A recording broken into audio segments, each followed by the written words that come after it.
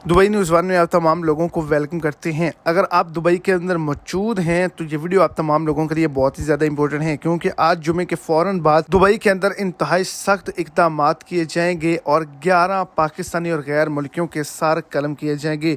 पहले Dubai government की जानिब से ऐसा पहले कभी नहीं किया गया, लेकिन आज के दिन इंतहाई अफसोसनाक खबर को सुनाया गया है। तो इसकी क्या वजूहात हैं, तो वीडियो की तफसीलात को जानने के लिए वीडियो को एंड तक देखें ताकि आपको तमाम डिटेल के अच्छे से समझ आ जाए। और अगर इस चैनल पर आप फर्स्ट टाइम है तो लाजमी से चैनल को सब्सक्राइब करें, वीडियो को लाइक करें और अपने दोस्तों तक इसको ज़्यादा से ज़्यादा शेयर करें। तो ये वो तमाम लोग हैं जो कि गैर मुल्की हैं, जिनका ताल्लुक पाकिस्तान से है, इंडिया से, बांग्लादेश से है और ममालिक से ताल्लुक रखते हैं। इनका दुबई के अंदर एक ग्रुप बना हुआ था जो कि लूट मार करते थे और जो नशा आवर चीज़ें हैं, जो नशा है उसको ख़रीदो फरोख्त करते थे दुबई के अंदर। तो दुबई गवर्नमेंट की जानिब से इनको पकड़ा गया है और कहा गया है कि इनके आज जुमे के फौरी बाद सर कलम कर दिए जाएं।